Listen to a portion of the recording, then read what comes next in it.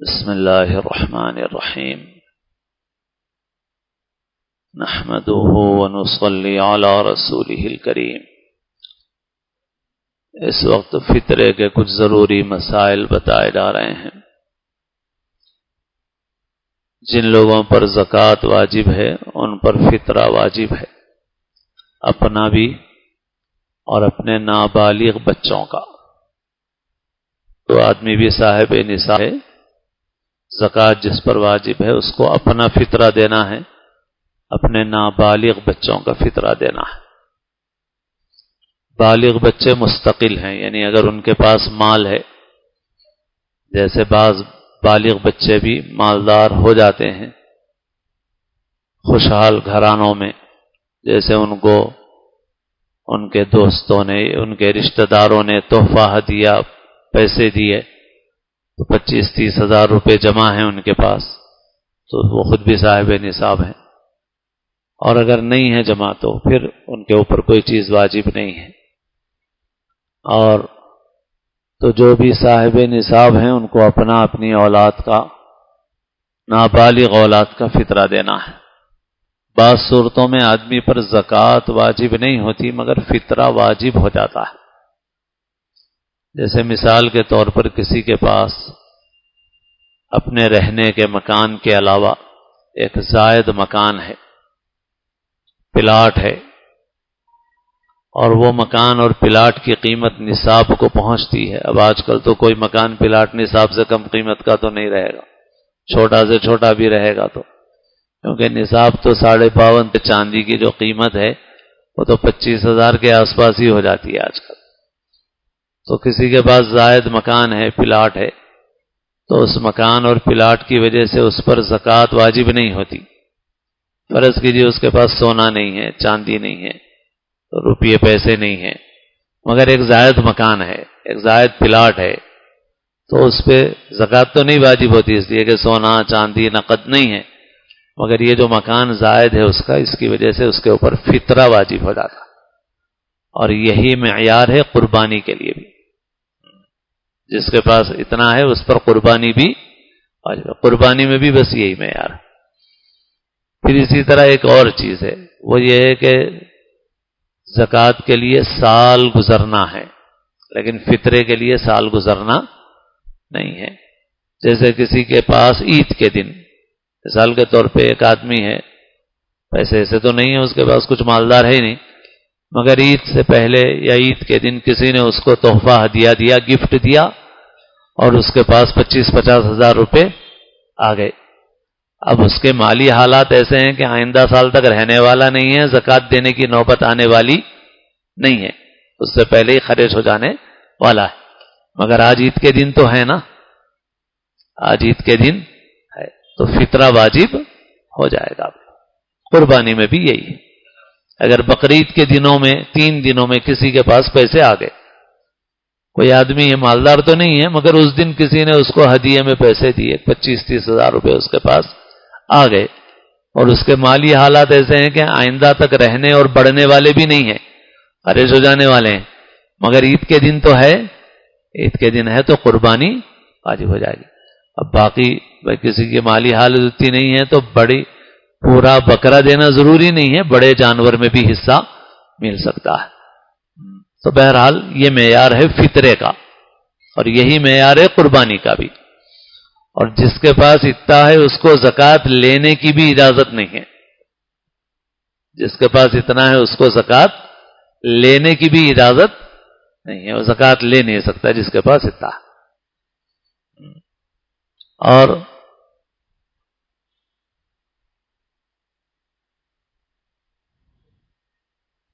کیا کتنا فطرہ دینا چاہیے؟ تو فطرے کا جو کم سے کم معیار ہے وہ 1.25 کلو گیہوں یا اس کی قیمت، جو اس زمانے میں تو 60-70 روپے میں ہو جاتی ہے پوری، لیکن ہم لوگ مشورہ دیتے ہیں کہ کم سے کم 100 روپے کے حساب سے دو۔ 2 وقت کا کھانا، تو اب 2 وقت کا کھانا بھی ویسے تو اب تو کلیانی بریانی بھی مہنگی ہو گئی ہے میرے خیال سے، اب وہ بھی شاید حیدرآباد میں 50 روپے میں نہیں مل رہی اب، اب تو وہ بھی حیدرآباد میں شاید 50 روپے میں نہیں مل رہی. پہلے بولتے تھے ہم کہ شاید 50 روپے میں کلیانی بریانی تو کھا لے گا, اب تو بھی نہیں. تو اس وجہ سے بہتر یہ ہے کہ جو اور معیارات ہیں جن کو اللہ نے مالی گنجائش دی ہے تو وہ جو بڑے معیارات ہیں ان سے دے دیں فطرہ. بڑے معیارات کیا ہیں؟ کھجور ہے, اور کھجور میں وزن ڈبل ہے, 3.25 کلو کھجور, تو کافی زیادہ ہو جاتا ہے, اچھا ہوتا ہے. مطلب یعنی اگر 100 روپے والا کھجور عام طور پہ استعمال کرتے ہیں, جو بازار سے خرید کے ہم لوگ استعمال کرتے ہیں, تو اگر کوئی آدمی 100 روپے والا استعمال کر رہا ہے تو اس کا ایک فطرہ 350 روپے کا بنے گا. ایک فطرہ 350 روپے کا بنے گا. اس سے بھی بڑا جو ہے کشمش ہے, اور کشمش بھی 3.25 کلو ہے. تو کشمش سے بھی اگر 3.25 کلو کے حساب سے دے گا تو اس سے بھی اور مہنگا ہو جائے گا, کافی مہنگا ہوگا. لیکن جن کو اللہ نے زیادہ مال دیا ہو وہ زیادہ بڑے معیار سے دیں. کوئی 10-12 روپے والی چائے پیتا ہے اور کچھ لوگ 50 روپے والی چائے پیا کرتے ہیں. کچھ لوگ 100 روپے والا آئس کریم کھاتے ہیں اور کچھ لوگ 1000 روپے والا آئس کریم کھاتے ہیں. تو جو 1000 روپے والا آئس کریم کھایا کرتا ہے اور اپنے بچوں کو کھلاتا ہے تو اس کے لیے کیسے مناسب ہے کہ وہ 100 روپے والا فطرہ دے دے؟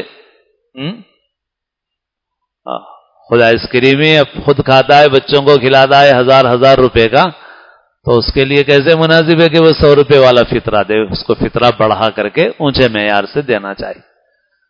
تو بہرحال فطرہ واجب ہوتا ہے عید کے دن, لیکن ہمارے علماء نے چونکہ اس سے اصل غریبوں کی ضرورت پوری ہونا مقصد ہے, اس لیے ہمارے علماء کا فتویٰ یہی ہے کہ اگر اس سے پہلے پیشگی دیا جائے تب بھی فطرہ ادا ہو جاتا ہے. بعض لوگ قائل نہیں ہیں مگر ہم لوگ اس پر مطمئن ہیں کہ عید سے پہلے بھی فطرہ دیا جا سکتا ہے, اور اس میں بسہولت ضرورت مندوں تک فطرہ پہنچ سکتا ہے.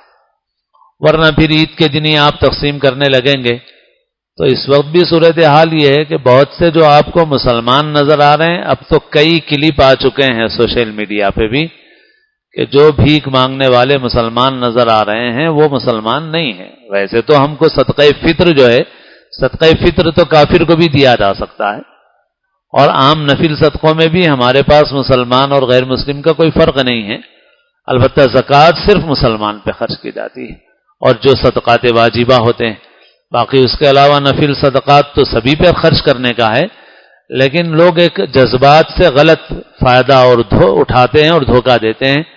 اب تو سوشل میڈیا پہ کئی کلپ ایسے آ چکے ہیں کہ یہیں پر نہیں ہیں, انگریز ملکوں میں بھی, یورپ ملکوں میں بھی, کہ فٹ پاتھ پہ بیٹھ کے اسکارف باندھ کے ابا پہن کے بھیک مانگ رہے ہیں, اور کسی نے جو وہاں کے ہوشیار لوگ ہیں وہ گئے, سوالات کیے انہوں نے, وہ بھاگنا شروع کر دیا. مسلمان ہی نہیں ہے وہ, ٹوپی لگا لیا اور وہ کہہ رہے ہیں کہ میں فلسطینی ہوں, میں فلسطین سے ہوں. اور یہاں پر بہت واقعات ہو چکے ہیں. میں بھی بعض وقت ایک بار میں نے دیکھا کہ ایک بہت دنوں پہلے, کئی سال ہو گئے مجھے, تو پبلک فون بہت استعمال ہوتے تھے, میں کسی وجہ سے فون پہ رکا ہوا تھا, تو ایک عورت برقع پہن کے آئی, چھوٹا بچہ تھا ساتھ میں, ٹوپی لگا کے وہ برقع پہن کے, میں اس کو کچھ پیسے بھی دیا. پھر میں وہاں سے فارغ ہو کے جب گاڑی پہ آگے نکلا تو اس کا برقع نکل گیا تھا, وہ غیر مسلم عورت تھی. برقع نکال کے جا رہی تھی, بچے کی بھی ٹوپی نکل گئی تھی اور جا رہی. اور ابھی بھی بعض لوگ باضابطہ یعنی مسلمانوں کی بھی بہت خاص شکل بنا رہے ہیں, راتوں میں کھڑے ہو رہے ہیں, یعنی کرتا پیجامہ, صدری, رومال. بہرحال ہم لوگوں کی بھی کچھ غلطی ہے کہ ہم لوگ صحیح مستحقین تک پہنچانے کا جیسا اہتمام کرنا چاہیے ویسا نہیں کرتے. اور یہ جو پیشہ ور بھیک مانگنے والے ہیں, ان میں کی بڑی اکثریت نشے کی عادی ہے. اس وجہ سے کوئی ان کو کرنا بھی چاہے نا تو کھانے کی چیز لا کے کھلا دے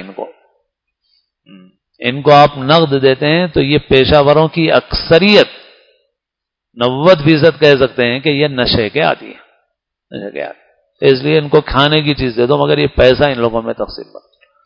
ابھی یہاں برما کے رہنے والوں میں ایک شخص جس کے 2 ہاتھ کٹے ہوئے ہیں, اس کا کلپ آیا کہ میں ضرورت مند ہوں. پھر بعد میں اس کے متعلق دوسرا تحقیق کے بعد ایک کلپ آیا ہے کہ کئی گھروں کا مالک ہے, وہ کار ہے, ڈرائیور ہے اس کے پاس, فائنانس کا کام کرتا ہے, اور جو ہے اپنے کو مصیبت زدہ ظاہر کرتا ہے، اور پھر وہ پتہ نہیں کیا ٹک ٹاک ہے، اس پہ ویڈیو بھی اپلوڈ کرتا ہے، بے حیائی کے کام کرتا ہے، مگر ایک ویڈیو بنا کے ڈال دیا۔ ایسے ہی آج کل فونوں پہ میسج بہت آ رہے ہیں، اکاؤنٹ نمبر بھی دے دیتے ہیں، وہ بھی دے دیتے ہیں، مگر اس میں سے اکثریت 90% سے زیادہ کہہ سکتے ہیں ہم کہ فیک ہے۔ تو اس وجہ سے ہم لوگوں کو جو ہم جن کو جانتے ہیں راست ان کی فکر کر لیں، اور جو ہے صدقہ فطر وقت سے پہلے اپنے رشتہ داروں وغیرہ کو پہنچا دیں، غریبوں کو پہنچا دیں، دور بھی کہیں رہتے ہوں تو ان کو پہنچا دیں۔ بہرحال یہ ہے کہ مال صحیح جگہ پر پہنچے، اس غرض سے عید کا دن آنے سے پہلے بھی فطرہ ادا کیا جا سکتا ہے۔ تو یہ فطرے کے کچھ ضروری مسائل تھے جو بتا دیے گئے۔ فدیہ جو ہے اگر روزانہ رکھ سکے آدمی، اور جو آدمی جس کو صحت کی توقع ہے اس کو فدیہ نہیں ہے، اس کو بعد میں قضا ہے۔ جس کو صحت کی توقع نہیں ہے، اتنا بوڑھا ہے، بیماریاں ایسی ہیں کہ اب صحت کی امید نہیں ہے، تو ایک روزے کا فدیہ بھی اتنا ہی ہے، 1.25 کلو گیہوں یا اس کی قیمت، کم از کم 100 روپے کے حساب سے دے دو، وہاں پر بھی وہی کہتے ہیں۔ نمازی کے آگے گزرنے میں احتیاط ضروری ہے، 2-3 صف چھوڑ کے اس کے آگے سے گزر سکتے ہیں، مگر اس سے پہلے نہیں گزرنا چاہیے۔